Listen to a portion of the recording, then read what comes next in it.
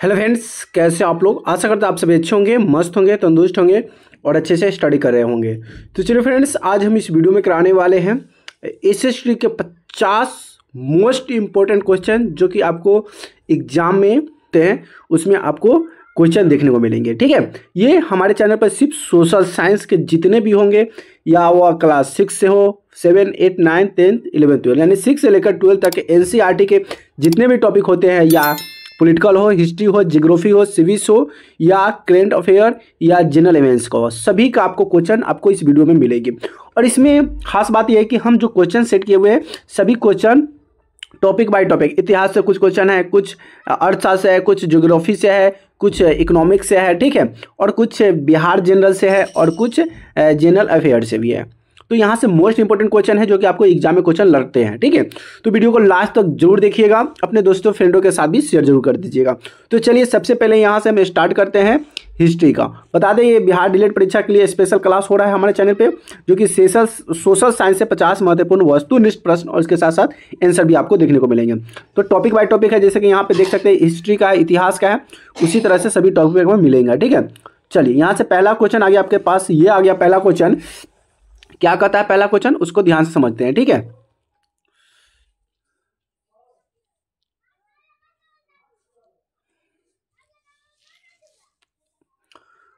तो पहला क्वेश्चन आपके पास ये रह गया कि बिहार 1857 क्या 1857 के विद्रोहन के नेतृत्व बिहार में किसने किया था?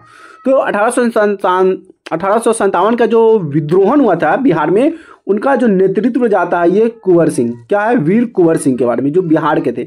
इनके बारे में हमें जानना चाहिए, इनके बारे में पढ़ना चाहिए। एक योद्धा थे जो बिहार के मुगलों से लड़ाई लड़ने के लिए, अंग्रेजों से लड़ाई लड़ने के लिए वीर कुंवर सिंह अपना योती दिया, उनका बहुत ही वीर बलिदान कहा जाता है। ठीक है, चलिए नेक्स्ट क्वेश्चन आपके पास ये आ गया। नेक्स्ट क्वेश्चन कि भारतीय संविधान के किस अनुच्छेद में मौलिक अधिकार का उल्लेख किया गया है? मतलब भारत संविधान के कौन सा अनुच्छेद है जिसमें मौलिक अधिकार का उल्लेख किया गया है? तो ये अनुच्छेद है 12 से 35 अनुच्छेद। जब पढ़िएगा तो उसमें आपको भारतीय मौलिक अधिकार का उल्लेख का वर्णन किया गया है।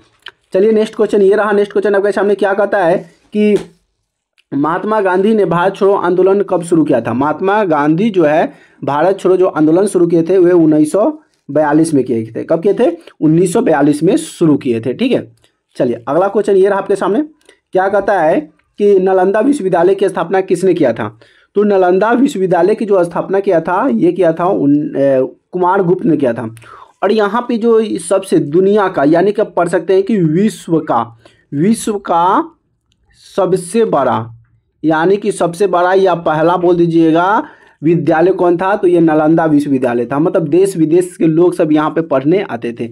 पढ़ने के बाद, शिक्षित हो जाने के बाद, वहाँ पे बहुत सारे पुस्तकालय थे, किताब थे, कॉपी थे, जो कि ग्रंथ था, जो कि उसको जला दिया गया। जलाने के बाद इतना कॉपी कलम था कि वो महीनों तक वहाँ पे जलता रहा, धुआं वहाँ से निकलता रहा। तो ये हमारा बिहार की सच्चाई है, बिहार की सुंदरता है, जो कि सभी लोग यहाँ पे ख़त्म कर दिए। अगले क्वेश्चन की बात करते हैं। अगले क्वेश्चन ये है कि 1919 में जलियांवाला बाग हत्याकांड किस शहर में हुआ था? जलियांवाला जो बाग हत्याकांड हुआ था, ये अमृतसर में हुआ था। कहाँ पे हुआ था? अमृतसर। ठीक है, चलिए अगला क्वेश्चन ये रहा। अगला क्वेश्चन ये है कि बिहार का पहला मुख्यमंत्री कौन था? बिहार में जो मुख्यमंत्री बने थे, सबसे पहला मुख्यमंत्री बना था, वो पहला मुख्यमंत्री कौन था? तो श्री कृष्ण जो थे, वो बिहार के पहला मुख्यमंत्री कौन थे? बिहार के पहला मुख्यमंत्री श्री कृष्ण सिंह। ठीक है, चलिए नेक्स्ट क्वेश्चन देखते हैं। नेक्स्ट क्वेश्चन ये रहा। नेक्स्ट क्वेश्चन क्या कहता है कि अजातशत्रु किस वंश का राजा था? अजातशत्रु जो था वो तो राजा थे, लेकिन किस वंश के राजा थे? तो वो थे हर्यक वंश के राजा थे। किस वंश के राजा थे? हर्यक वंश के राजा थे। ठीक है, तो डी द राइट आंसर हो जाएगा। चलिए नेक्स्ट क्वेश्चन देखते हैं। नेक्स्ट क्वेश्चन ये रहा। क्या कहता है कि गांधी जी ने पहला सत्याग्रह भारत में कहाँ शुरू किया था? तो गांधी जी ने पहला सत्याग्रह जो भारत में शुरू किया था, सत्याग्रह, ये चंपारण में शुरू किए थे। कब किए थे? तो ये 1942 में किए थे। चंपारण सत्याग्रह कब हुआ था? 1942 में। कहाँ से शुरू किए थे? चंपारण। और चंपारण कहाँ पे पड़ता है? तो प्यारे बच्चों, चंपारण बिहार राज्य में पड़ता है। कहाँ पे पड़ता है? बिहार राज्य में पड़ता है। ठीक है, बिहार राज्य में पड़ता है। चलिए नेक्स्ट क्वेश्चन देखते हैं। नेक्स्ट क्वेश्चन ये रहा प्यारे बच्चों। चलिए फ्रेंड्स, तो अगला क्वेश्चन ये रह गया कि महावीर स्वामी का जन्म कहाँ हुआ था? महावीर स्वामी का जो जन्म हुआ था वैशाली में हुआ था। एक वैशाली नाम है, वहाँ पे अभी जाना जाता है वैशाली के वासो कुंड। वासो कुंड के नाम से, वासो कुंड के नाम से जगह है, वैशाली का ही जिला में पड़ता है, और एक जगह का नाम है वासो कुंड, जो कि वहाँ पे महावीर जी का जन्म स्थान था। ठीक है, यानी कि अभी भी है। चलिए नेक्स्ट क्वेश्चन देखते हैं। नेक्स्ट क्वेश्चन ये रहा कि भारत संविधान मसौदा किसने तैयार, भारतीय संविधान जो मसौदा जो तैयार किया था, इसने तैयार किया था भीमराव अम्बेडकर ने। किसने किया था? भीमराव अम्बेडकर ने। आपसे पूछा जाएगा कि भारतीय संविधान का अध्यक्ष किसे बनाया गया था, तो ये राजेंद्र प्रसाद को बनाया था। किसे? राजेंद्र प्रसाद को संविधान का क्या किया गया था? संविधान का अध्यक्ष बनाया गया था। किसको अध्यक्ष बनाया गया था? ये डॉक्टर राजेंद्र प्रसाद को। ठीक है, चलिए नेक्स्ट क्वेश्चन ये रहा। नेक्स्ट क्वेश्चन क्या कहता है? नेक्स्ट क्वेश्चन ध्यान से देखना है कि गंगा नदी, अब देखिए यहाँ से अब आ गया टॉपिक, दूसरा टॉपिक। ये टॉपिक आप देख लीजिए, ये टॉपिक आपका अब दूसरा आ गया, भूगोल से आ गया। गंगा नदी का उद्गम स्थान कहाँ है? तो यहाँ पे लिखा हुआ गोमुख। क्या है? गोमुख। इसको कहा किया जाता है? तो इसे गंगा नदी का उद्गम स्थान गंगोत्री भी होता है। गंगोत्री क्या होगा? गंगोत्री होगा। गंगा नदी का उद्गम स्थान क्या हो जाएगा प्यारा फ्रेंड्स? गंगोत्री होगा। तो चलिए फ्रेंड्स नेक्स्ट क्वेश्चन देखते हैं। नेक्स्ट क्वेश्चन ये रहा, क्या कहता है कि कौन सा ग्रह सूर्य से सबसे निकट है? सूर्य के सबसे निकटतम ग्रह कौन सा है? तो यह है बुध ग्रह है। कौन सा ग्रह है? बुध ग्रह जो है सबसे निकटतम ग्रह है। चलिए, और आकार में सबसे भी बड़ा भी ग्रह हो जाएगा। क्या हो जाएगा? बड़ा ग्रह भी हो जाएगा। ठीक है, चलिए यहाँ से ग्रह की बात आए तो ग्रह से क्वेश्चन कुछ और ले लेते हैं। आपसे पूछा जाएगा कि भोर का तारा किसे कहते हैं? भोर का तारा किसे कहते हैं? तो ये हो जाएगा शुक्र को। याद कर लीजिएगा। लाल ग्रह किसे कहते हैं? ये भी याद कर लीजिएगा कि लाल ग्रह किसे कहते हैं? तो लाल ग्रह जो कहते हैं प्यारे बच्चों, ये मंगल ग्रह को कहते हैं। किसे कहते हैं? मंगल ग्रह के कहते हैं। ठीक है, चलिए फ्रेंड्स तो नेक्स्ट क्वेश्चन ये देखते हैं। नेक्स्ट क्वेश्चन ये रह गया, क्या कहता है कि बिहार में कौन सी नदी बहती है? बिहार में जो नदी बहती है वो नदी है गोदावरी नदी है। कौन सी नदी है? बिहार में कौन सी नदी बहती है? तो गोदावरी नदी बहती है। ठीक है, चलिए अगला क्वेश्चन देख लेते हैं। अगला क्वेश्चन ये रहा कि कौन सा सागर सबसे बड़ा सागर है? तो देखिए प्रशांत महासागर है जो सबसे बड़ा सागर। कौन सा हो जाएगा? प्रशांत महासागर हो जाएगा। चलिए नेक्स्ट क्वेश्चन देख लेते हैं। ये रहा नेक्स्ट क्वेश्चन, क्या कहता है कि विश्व का सबसे बड़ा महाद्वीप। तो देखिए विश्व का सबसे बड़ा महाद्वीप कौन सा हो जाएगा? एशिया। कौन सा हो जाएगा? एशिया महाद्वीप। और भारत का पूछा है ना अभी थोड़ा सा पहले क्या पूछा? भारत कौन सा सागर सबसे बड़ा है? तो प्रशांत महासागर, याद रखिएगा। चलिए नेक्स्ट क्वेश्चन ये रहा प्यारे बच्चों, क्या कहता है कि भारत का दक्षिणतम बिंदु कौन सा है? तो ये होगा इंदिरा पॉइंट। दक्षिणतम बिंदु कौन सा हो जाएगा? इंदिरा पॉइंट हो जाएगा, यानी कि बी द राइट आंसर हो जाएगा। चलिए नेक्स्ट क्वेश्चन देखते हैं। नेक्स्ट क्वेश्चन क्या कहता है? ये रहा नेक्स्ट क्वेश्चन, दमदार धाकर क्वेश्चन। तो चलिए क्वेश्चन क्या कहता है? क्वेश्चन कहता है कि बिहार में कुल कितने जिले? लल्लू पल्लू आ गया। बिहार में 38 जिले, याद रख लीजिएगा। बिहार में कितने जिले हैं? 38 जिले हैं। और सबसे बड़ा जिला कौन सा है? बिहार का सबसे अगर बड़ा जिला की अगर बात करेंगे तो हो जाएगा गया। और गर्म, इसे गर्म जिला भी कहते हैं। क्या कहते हैं? गर्म जिला कहते हैं। चलिए नेक्स्ट क्वेश्चन देखते हैं। नेक्स्ट क्वेश्चन ये रहा, क्या कहता है कि सबसे ज़्यादा वर्षा किस राज्य में होता है? तो ये मेघालय होता है। मेघालय जिसको कहते हैं मासीराम मेघालय, इसमें सबसे ज़्यादा जो वर्षा होता है इसी मेघालय में होता है। ठीक है, अभी वहाँ पे हो रहा होगा। चलिए अगला क्वेश्चन ये रहा, कहता है कि कौन सा पर्वत सबसे ऊंचा पर्वत है? माउंट एवरेस्ट जो होता है सबसे ऊंचा पर्वत, जिसको 8,800 समथिंग में कुछ इसका लंबाई होता है। सोच लिए कितना ऊंचा होता है, 8,800 कुछ मीटर। ठीक है, चलिए नेक्स्ट क्वेश्चन देखते हैं। नेक्स्ट क्वेश्चन ये रहा, क्या कहता है कि सतलज नदी कहाँ गिरती है? सतलज नदी जो है सिंधु नदी में गिरती है। कहाँ गिरती है? सतलज नदी सिंधु नदी में गिरती है, यानी कि सीधा राइट आंसर हो जाएगा। चलिए नेक्स्ट क्वेश्चन ये रहा। नेक्स्ट क्वेश्चन क्या कहता है कि भारत का राष्ट्रीय प्रतीक कहाँ से लिया गया है? तो ये सारनाथ से लिया गया है। राष्ट्रीय जो प्रतीक है कहाँ से लिया गया है? सारनाथ से लिया गया है। चलिए नेक्स्ट क्वेश्चन यहाँ से आ गया। नेक्स्ट क्वेश्चन ये रहा कि संविधान सभा का अध्यक्ष कौन थे? तो ये थे डॉक्टर राजेंद्र प्रसाद। इसका पहले भी क्वेश्चन आया था कि भारतीय संविधान का मसौदा किसे कहा जाता है? भीमराव अम्बेडकर को। भारतीय संविधान का अध्यक्ष जो थे डॉक्टर राजेंद्र प्रसाद थे। याद रहेगा प्यारे बच्चों, मोस्ट इंपोर्टेंट क्वेश्चन रहेगा।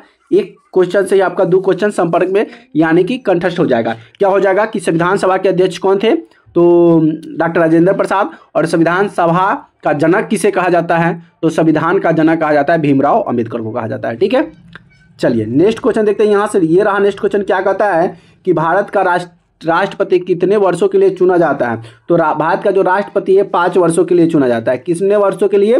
5 वर्षों के लिए चुना जाता है। फिर 5 वर्षों के बाद फिर चुनाव होता है और फिर वो चेंज हो भी सकता है, जनता जिसे बनाती है फिर वो 5 साल के लिए फिर वो आ जाते हैं सत्ता में। ठीक है, चलिए नेक्स्ट को देखते हैं। नेक्स्ट क्वेश्चन ये रहा कि राज्यसभा के सदस्यों का कार्यकाल कितने होता है? ये 6 वर्ष का। राज्यसभा का जो सदस्य का जो कार्यकाल होता है ये 6 वर्ष का होता है, लेकिन केंद्र सरकार का 5 वर्ष का होता है, याद रहेगा। नेक्स्ट क्वेश्चन ये रहा कि किस अनुच्छेद में राष्ट्रपति के महाभियोग की प्रक्रिया का वर्णन किया गया है? तो ये अनुच्छेद 61 क्या हो जाएगा? अनुच्छेद 61 के बारे में प्रक्रिया का वर्णन किया गया है। चलिए नेक्स्ट क्वेश्चन देखते हैं। नेक्स्ट क्वेश्चन ये रहा, अब देखिए क्वेश्चन यहाँ पे तो हम पढ़ लिए, अब 2-3 ही पढ़ते चले आए, उसमें कुछ पॉलिटिकल का आ गया, क्वेश्चन भी हम पढ़ लिए। अब हम जो पढ़ेंगे और साथ इकोनॉमी से संबंधित क्वेश्चन पढ़ेंगे। ठीक है, यहाँ पे टॉपिक अब आ गया इकोनॉमिक्स का, कुछ क्वेश्चन इकोनॉमिक्स का भी है, जियोग्राफी का पढ़ लिए, पॉलिटिकल का भी पढ़ लिए, इकोनॉमिक्स का आ गया, अब इसमें जनरल अफेयर्स भी आएगा, उसके साथ साथ आपका बिहार का भी आएगा। तो इसमें आ गया अर्थशास्त्र का। भारत में योजना आयोग की स्थापना हुआ था, कब हुआ था? तो भारत में योजना आयोग का जो स्थापना हुआ था 1950 में हुआ था। और 1950 में मेरा एक और चीज़ हुआ था, क्या हुआ था? तो भारत का संविधान जो लागू हुआ था, क्या हुआ था? संविधान जो लागू हुआ था, संविधान लागू हुआ था 1950 को, और भारत का योजना आयोग की स्थापना भी कब हुआ था? 1950 को, याद रखिएगा। चलिए नेक्स्ट क्वेश्चन देखते हैं। ये रहा नेक्स्ट क्वेश्चन, क्या कहता है कि भारत में बैंकिंग प्रणाली की नियंत्रित करने वाली संस्था कौन सी है? तो ये भारतीय रिजर्व बैंक के हाथ में होता है। मुद्रा को चेंजिंग करना, मुद्रा को कलर करना, मुद्रा जो भी होता है ना, ये बातें ये सभी होता है आरबीआई करता है। आरबीआई पर ही निर्भर करता है बैंकिंग प्रणाली, उसमें क्या नियम लगा सकता है, क्या घटा सकता है, क्या बढ़ा सकता है, ये सब सरकार के अनुमति के सहायता से लेते हुए भी आरबीआई से सही करता है। ठीक है, याद रहेगा। चलिए नेक्स्ट क्वेश्चन देखते हैं। यहाँ पे नेक्स्ट क्वेश्चन ये रह गया, क्या कहता है कि भारत में सबसे अधिक रोजगार देने वाला क्षेत्र कौन सा है? तो देखिए ये कृषि है। अब कहीं पे रोजगार मिले चाहे ना मिले, लेकिन खेती बाड़ी में रोजगार मिल ही जाता है।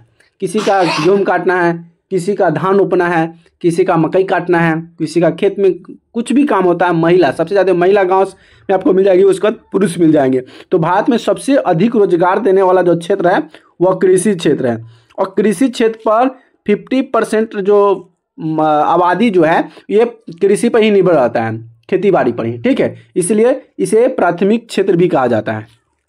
चलिए नेक्स्ट क्वेश्चन ये रहा, क्या कहता है कि भारत में मुद्रा छापने की शक्ति किसके पास होता है? तो ये भारतीय रिजर्व बैंक के पास है। ये भारतीय रिजर्व बैंक के पास ही इसे शक्ति दिया गया है, ताकत दिया गया है मुद्रा छापने का। बाकी अगर कोई छापता है तो वह जाली कहलाता है। ठीक है, फ्रॉड कहलाता है। अगला क्वेश्चन ये रहा प्यारे बच्चों, यानी कि प्यारे स्टूडेंट, यहाँ पे ये कि सकल घरेलू उत्पादन जिसको जीडीपी कहते हैं, इनमें से अधिक योगदान देने वाला क्षेत्र कौन सा है? तो ये सेवा क्षेत्र हो जाएगा। क्या हो जाएगा? सेवा क्षेत्र हो जाएगा। ठीक है, जीडीपी सकल डोमेस्टिक प्रोडक्ट होता है। ठीक है, ग्रोस, जी से हो जाएगा ग्रोस, डी से डोमेस्टिक और पी से हो जाएगा प्रोडक्ट हो जाएगा। इसको हिंदी बोलते हैं सकल घरेलू उत्पादन। ठीक है, जीडीपी का फुल फॉर्म याद कर लीजिएगा। चलिए नेक्स्ट क्वेश्चन देखते हैं। नेक्स्ट क्वेश्चन ये रहा, क्या कहता है कि गरीबी रेखा के नीचे जीवन यापन करने वाले के लिए पहली सरकारी योजना कौन सी थी? तो ये मनरेगा था। मनरेगा लाया गया था, जिसमें से खेती बाड़ी के अलावा जैसे कि नहर का मरम्मत करना, नहर की सफाई करना, इसमें मनरेगा में पुरुष महिला सभी काम लेते थे। नाला बनाना, तो आज पहले जो मनरेगा हुआ करता था तो इसमें इंसानों को, यानी कि मनुष्य, यानी कि महिला हो पुरुष हो, सभी को रोजगार मिलता था। अब तो ऐसा मशीन आ गया है कि मशीन से ही काम कर लेता है लोग, सब रोजगार सब खत्म हो जा रहा है। तो हमें ऐसे सरकार से भी निवेदन करना चाहिए कि जहाँ पे जो काम थोड़ा सा 10 दिन लेट ही हो, लेकिन उसमें रोजगार के अवसर पुरुषों महिलाओं को देना चाहिए। अगर नहर की साफ सफाई के लिए अगर पुरुष को रखा जाए, महिलाओं को रखा जाए, गांव समाज में जो लोग होते हैं मजदूर को रखा जाए, तो उससे भी रोजगार मिलेगा। लेकिन अगर मशीन आएगा तो मशीन पूरा रोजगार ही खत्म कर दिया। ठीक है, इसलिए कहीं कहीं पे ऐसा बनाना चाहिए कि हाँ, ये जो नाले का काम हो मशीन से न कर ये लोगों को दिया जाए, तो लोगों को भी क्या मिलेगा? रोजगार मिलेगा। तो मनरेगा का मतलब तो यही होता है ना कि लोगों को रोजगार देना। लेकिन ये रोजगार सब धीरे धीरे खत्म होते जा रहा है। इतना बड़े बड़े आधुनिक मशीनें आ गए हुआ है कि सभी मिनटों में काम कर देता है। चलिए नेक्स्ट क्वेश्चन ये रहा, क्या कहता है कि भारत में पहली पंचवर्षीय योजना किस वर्ष हुआ, किस पर आधारित थी? तो भारत में जो पहली पंचवर्षीय योजना था ये कृषि पर आधारित था। किस पर आधारित था? कृषि पर आधारित था। चलिए नेक्स्ट क्वेश्चन ये रहा। नेक्स्ट क्वेश्चन क्या कहता है कि भारत में वस्तु एवं सेवा कर, जिसको जीएसटी कब लागू किया गया था? तो भारत में वस्तु एवं सेवा पर कोई भी काम करते हैं या बिजनेस करते हैं उसमें जीएसटी लागू कर दिया गया था। तो जीएसटी जो लागू किया गया था 2017 में लागू किया गया था। और किसके शासनकाल में? तो ये नरेंद्र मोदी जी के शासनकाल में, नरेंद्र मोदी जी की शासनकाल में। ठीक है, तो कभी पे टैक्स बोला जाता था, अब उसी को जीएसटी बोल दिया गया। लेकिन टैक्स तो पहले से ही था, लेकिन उसका रूप अलग था। लेकिन पहले दूसरे कर लगाया जाता था, टैक्स बोला जाता था, लेकिन अब आ गया जीएसटी। तो ये नाम में परिवर्तन है, लेकिन कर तो शुरू से ही है। ठीक है, चलिए नेक्स्ट क्वेश्चन देखते हैं। नेक्स्ट क्वेश्चन ये है कि मुद्रा आपूर्ति को नियंत्रण करने का कार्य कौन करता है? मुद्रा आपूर्ति का जो नियंत्रण करने का कार्य होता है ये भारतीय रिजर्व बैंक के पास होता है। मुद्रा की कहाँ पे जरूरत है, कितनी मुद्रा चाहिए, कब छापना है, क्या मुद्रा, कौन सी मुद्रा चेंज करना है, नया लाना है, ये सभी जो होता है ना, ये आरबीआई के पास ये सभी इनके कार्य करने की नियंत्रित का काम होता है। ठीक है, चलिए नेक्स्ट क्वेश्चन ये रहा। नेक्स्ट क्वेश्चन क्या कहता है कि भारत में सबसे अधिक अनाज उत्पादन किस राज्य में होता है? तो ये उत्तर प्रदेश में होता है। कहाँ पे होता है? सबसे ज़्यादा अनाज जो उत्पन्न होता है उत्तर प्रदेश में होता है। उत्तर प्रदेश में समय पर हर चीज़ मिल जाता है, पानी, खाद व्यवस्था सब कुछ है, इसलिए वहाँ पे जो अनाज का उत्पादन सबसे ज़्यादा उत्तर प्रदेश में होता है। चलिए नेक्स्ट क्वेश्चन देखते हैं। नेक्स्ट क्वेश्चन ये है, अब आ गया बिहार जीके। क्या आ गया?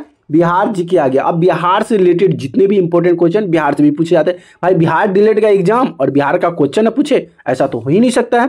तो चलिए बिहार से पूछ दिया। इससे पहले भी हम क्वेश्चन आपको बता दिए हैं, 2 क्वेश्चन गया के बारे में, वही क्वेश्चन यहाँ पे आ गया। पूछा कि बिहार का सबसे बड़ा जिला कौन सा है? तो ये गया हो जाएगा। कौन सा हो जाएगा? बिहार का सबसे बड़ा जिला जो है गया हो जाएगा। और सबसे छोटा जिला कौन सा हो जाएगा? तो सबसे छोटा जिला जो हो जाएगा शिवहर हो जाएगा। क्या हो जाएगा? शिवहर जो हो जाएगा सबसे छोटा जिला हो जाएगा। चलिए नेक्स्ट क्वेश्चन देखते हैं। नेक्स्ट क्वेश्चन ये रहा, कहता है कि बिहार दिवस कब मनाया जाता है? तो ये 22 मार्च को बिहार दिवस मनाया जाता है। 22 मार्च अभी चल रहा है, 22 मार्च को भूलिएगा नहीं, बिहार दिवस आने वाला है, धूमधाम से मनाइएगा। चलिए बिहार दिवस कब मनाते हैं? 22 मार्च को। अच्छा 2 अक्टूबर को क्या मनाते हैं? तो 2 अक्टूबर को गांधी जयंती मनाते हैं। क्या मनाते हैं? गांधी जयंती। और 26 जनवरी को गणतंत्र दिवस याद रखिएगा। और 15 अगस्त को तो जानते हैं कि स्वतंत्रता दिवस मनाते हैं। सब कुछ एक्सप्लेनेशन हो गया। चलिए नेक्स्ट क्वेश्चन देखते हैं। नेक्स्ट क्वेश्चन ये रहा, कहता है कि बिहार में कुल कितने लोकसभा सीटें हैं? तो ये 40 है। याद रखिएगा, बहुत बच्चों को पता ही नहीं है कि बिहार में लोकसभा की कुल सीटें कितनी होती है। तो बिहार में लोकसभा की कुल सीटें होती है 40 है। कितना है? बिहार में लोकसभा की कुल सीट कितनी है? 40 लोकसभा की सीटें हैं। चलिए नेक्स्ट क्वेश्चन ये रहा, क्या कहता है कि बिहार में कौन सा त्यौहार सबसे प्रसिद्ध है? भाई ये तो बच्चे को पता होता है कि बिहार में एक ऐसा त्यौहार है कि लोग सब कहीं पे बाहर कमाने के लिए जाते हैं, लेकिन उस पर्व में आ ही जाते हैं। उस पर्व का नाम है छठ पूजा। ये श्रद्धा का पर्व है। माँ छठ की व्रत करता है, जो कि इसके पीछे बहुत बड़ी कहानी है। आपको कहानी को सुनाने के लिए हमें समय चाहिए। ठीक है, तो चलिए कभी बाद में शेयर करेंगे। बस इतना जान लीजिए कि बिहार का जो छठ पूजा है सबसे फेमस है, और ये दिवाली के बाद से ये शुरू हो जाता है। चलिए अगला क्वेश्चन ये रहा, क्या कहता है कि बिहार में सबसे ऊंची चोटी कौन सी है? तो बिहार की सबसे ऊंची चोटी है सोमनाथ पर्वत।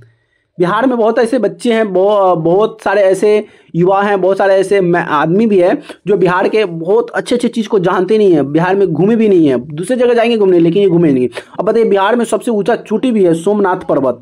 कभी कोई गया ही नहीं होगा, मतलब कभी कोई नहीं, सॉरी, मतलब कोई खास ही कोई वहाँ पे गया होगा।